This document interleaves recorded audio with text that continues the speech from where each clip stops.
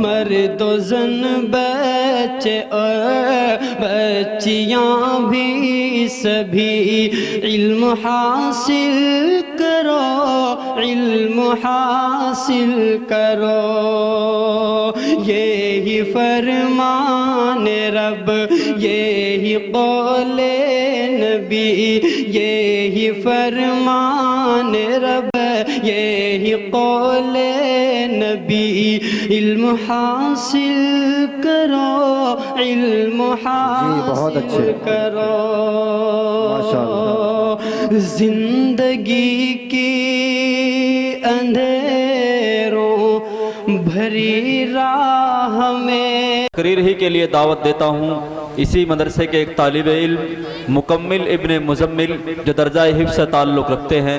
میں اس بچے سے درخواست گزار ہوں کہ وہ اسٹیج پر تشریف لائے اور نماز کے متعلق اپنے تاثرات کا اظہار فرمائے۔ مکمل ابن مزمل۔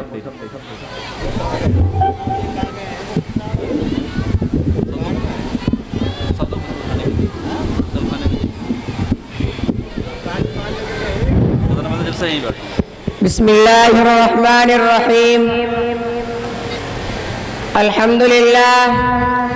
الحمدللہ وکفا وسلام علی عبادہ الذین اصطفى، اما بعد فاعوذ باللہ من الشیطان الرجیم، بسم اللہ الرحمن الرحیم، قد افلح من تزکا وذکر اسم ربہ فصلی، وقال النبي صلى الله عليه وسلم قرة عيني في الصلاة، أو كما قال عليه الصلاة والسلام۔ خالق نے کیا بنائی ہے نور نظر نماز، خالق نے کیا بنائی ہے نور نظر نماز، اندھیرا تھا جہاں میں اگر نہ ہوتی نماز۔ اے مسلمانوں، بحر غفلت پہ تیری ہستی نہیں، بحر غفلت پہ تیری ہستی نہیں، دیکھ جنت اس قدر سستی نہیں۔ حاضرین اکرام اور حضرات ذی احتشام، آج مجھے اجازت دیجئے کہ میں مذہب اسلام کے سب سے اہم رکن پر روشنی ڈالوں۔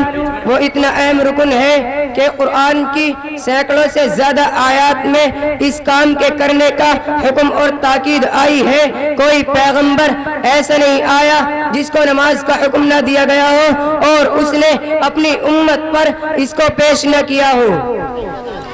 حضرت زکریا علیہ السلام کے بارے میں قرآن کہتا ہے فنادته الملائکۃ وهو قائم یصلی فی المحراب۔ حضرت موسیٰ اور حضرت ہارون علیہ السلام کو حکم ہوا ہے اقیم الصلاۃ۔ حضرت شعیب علیہ السلام کی قوم نے ان کو طعنہ دیتے ہوئے کہا یا شعیب اصلاتک تأمرک ان نترک ما یعبد آباؤنا۔ حضرت ابراہیم علیہ السلام نے اپنے پیارے بیٹے کو ویران جگہ میں چھوڑنے کا مقصد بیان کرتے ہوئے فرمایا ربنا لیقیموا الصلاۃ۔ حضرت لقمان نے اپنے بیٹے کو وصیت کی یا بنی اقیم الصلاۃ۔ مجھے صرف یہ بتلانا ہے کہ حضرت آدم سے لے کر نبی صلی اللہ علیہ وسلم تک کوئی زمانہ، کوئی امت، کوئی دور ایسا نہیں گزرا جس میں نماز کا حکم نہ ہو۔ مسلمان بھائیوں، نماز کو اللہ نے دین کے لیے کسوٹی بنائی ہے جو فرق کرتی ہے کون متقی ہے، کون شقی ہے، کون مسلمان ہے، کون شیطان ہے۔ ارے لوگ تو آج اس کو ولی مانتے ہیں جس کے تعویذ سے آرام ملتا ہے۔ لوگوں کی نظروں میں ولی وہ ہوتا ہے جو صاحب کرامات ہوتا ہے۔ لوگ تو آج اس کو پیر مانتے ہیں جو عورتوں کو لڑکا پیدا ہونے کی بشارت دیتا ہے۔ ارے ہاں لوگ تو آج اس کو اللہ والا مانتے ہیں جو غیب کی باتیں بتلاتا ہے۔ لوگوں آؤ میں بتاتا ہوں ولی کی پہچان کیا ہے، آؤ میں بتاؤں گا پیر کس کو بناؤ گے، کتب کس کو مانو گے، ابدال کون ہوتا ہے، امام کیسا ہوتا ہے۔ یہ کسوٹی جس کو نبی آخر الزمان شہنشاہ دو عالم صلی اللہ علیہ وسلم آسمان سے جا کر کے لائے ہیں، اگر کوئی اس پر پورا اترتا ہے یعنی نماز کی پابندی کرتا ہے تو پیر بھی بن سکتا ہے، کتب ابدال بھی ہو سکتا ہے، لیکن اگر نماز نہیں پڑھتا تو اس کا جبہ قبہ پہننا اور داڑھی رکھنا کچھ کام کا نہیں۔ نبی صلی اللہ علیہ وسلم کا فرمان ہے، فرمایا بین العبد و بین الکفر ترک الصلاۃ، بندے اور کفر کے درمیان صرف نماز کا فرق ہے۔ اولاد کی تربیت کرنے والوں آؤ تم بھی نبی کا فرمان سنتے جاؤ۔ صادق المصدوق رحمت اللہ عالمین نے فرمایا جب بچہ 7 سال کا ہو جائے تو اس کو نماز کا حکم دو، اور جب بچہ 10 سال کا ہو جائے تو ترک الصلاۃ کی صورت میں اس کی پٹائی کی جائے۔ امام سلیمان خطابی جو کہ اپنے وقت کے جلیل القدر عالم ہے فرماتے ہیں کہ اگر بچہ اس حال میں بالغ ہوا کہ وہ نماز نہیں پڑھتا تو اس کے خطرناک نتائج برآمد ہوں گے۔ آج کے دور میں پہلے تو بچے کو پیار پیار میں بگاڑ دیتے ہیں، بعد میں شکایت کرتے پھرتے ہیں۔ نمازی بنو، اپنے متعلقین کو نماز کی طرف بلاؤ۔ نماز چھوڑنا بہت بڑا گناہ ہے، اللہ ہم سب کی حفاظت فرمائے۔ حضرت موسیٰ علیہ السلام کے پاس ایک عورت آئی اور حالت اس کی یہ تھی کہ اس کا چہرہ زرد ہو رہا تھا، آنکھوں سے آنسو بہ رہے تھے۔ کہنے لگی اے اللہ کے رسول میں ہلاک ہو گئی، برباد ہو گئی۔ حضرت موسیٰ علیہ السلام نے اس سے معلوم کیا کہ آخر کیا ہو گیا۔ اس عورت نے کہا کہ مجھ سے زبردست گناہ ہو گیا، آپ اللہ سے دعا فرما دے تاکہ اللہ مجھے معاف فرما دے۔ حضرت موسیٰ علیہ السلام نے فرمایا پہلے یہ تو بتاؤ کیا گناہ ہوا۔ اس عورت نے کہا کہ اے اللہ کے نبی مجھ سے زنا کا صدور ہو گیا تھا، پھر لڑکا پیدا ہوا تو میں نے اس کو قتل کر دیا۔ حضرت موسیٰ علیہ السلام غصہ ہو گئے اور اس عورت کو ڈانٹ کر فرمایا کم بخت دور ہو جا، اور لوگوں سے کہا جلدی کرو اس کو یہاں سے نکال دو، کہیں اس کے گناہوں کی نحوست سے ہمارے اوپر عذاب نازل نہ ہو جائے۔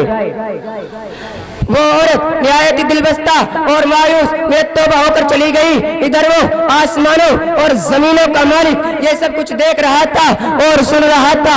فوراً اللہ کی رحمت جوش میں آئی اور حضرت جبریل کو موسیٰ کے پاس بھیجا گیا۔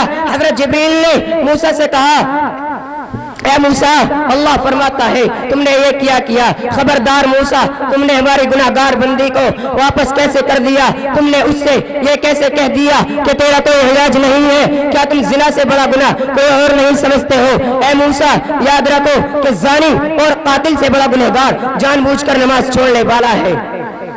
اندازہ کرو کہ نماز کے ترک کرنے کا کتنا سخت گناہ ہوگا۔ ایک جگہ نبی صلی اللہ علیہ وسلم نے فرمایا من ترک الصلاۃ متعمدا فقد کفر، جس نے جان بوجھ کر نماز کو ترک کیا اس نے کفر کیا۔ اللہم حفظنا۔ اور دوسری جگہ ارشاد فرمایا الصلاۃ عماد الدین فمن اقامها اقام الدین ومن هدمها هدم الدین۔ نماز دین کا ستون ہے، جس نے اس کو قائم رکھا اس نے دین کو قائم رکھا، اور جس نے اس کو گرا دیا اس نے دین کو گرا دیا۔ اس حدیث کے تحت حضرت ابراہیم نخعی، عبداللہ ابن مبارک اور حضرت امام احمد بن حنبل اور حضرت اسحاق فرماتے ہیں کہ نماز چھوڑنے والا کافر ہوگا۔ امام مالک، امام شافعی اور امام محمد علیم الرحمہ فرماتے ہیں کہ اس کی گردن پر تلوار رکھ کر اس کو قتل کر دیا جائے۔ حضرت عمر فاروق رضی اللہ عنہ کی خلافت کا زمانہ ہے۔ ایک بڑھیا کا تیل زمین پر گر گیا اور زمین نے اس کو پی لیا۔ جیسا کہ زمین کی خاصیت ہے، لوگوں بڑھیا کی ایمانی فراست دیکھو اور کتنے عدل و انصاف والی حکومت ہوگی کہ بھیڑیا اور بکری ایک گھاٹ پر پانی پی لیا کرتے تھے، اور بڑھیا اپنا مقدمہ لے کر امیر المؤمنین حضرت عمر فاروق کے پاس گئی اور زمین کے تیل چوس لینے کی شکایت کی۔ حضرت عمر نے کاغذ کے ایک ٹکڑے پر کچھ لکھ کر دیا اور بڑھیا سے کہا اے بوڑھی اماں اس کو لے جاؤ اور جہاں پر تمہارا تیل گرا ہے وہاں اس کاغذ کو رکھ دو۔ وہ بڑھیا گئی اور اس کو وہاں پر رکھا۔ جو ہی وہ کاغذ وہاں پر رکھا گیا فوراً زمین لرز گئی اور کانپنے لگی اور تیل اگل دیا۔ لوگوں نے بڑا تعجب کیا اور کاغذ کو کھول کر دیکھا، اس پر لکھا ہوا تھا اے زمین یا تو بوڑھی اماں کا تیل واپس کر دے ورنہ تیرے اندر کسی بے نمازی کو دفن کروں گا۔ کہ جب بے نمازی سے زمین اس قدر ڈرتی ہے کہ کہیں میرے اندر کسی بے نمازی کی وجہ سے جہنم کی حرارت نہ آ جائے تو ہمیں کتنا ڈرنا چاہیے۔ ایک موقع پر نبی صلی اللہ علیہ وسلم نے فرمایا لا سہم فی الاسلام لمن لا صلاۃ، اسلام میں اس کا کوئی حصہ نہیں جو نماز نہیں پڑھتا۔ آج ہم نہ جانے کتنی نماز غائب کرتے ہیں اور ہمیں احساس تک نہیں ہوتا۔ میں اپنی تقریر کو یہیں پر ختم کرنا چاہتا ہوں۔ وآخر دعوانا الحمد للہ رب العالمین۔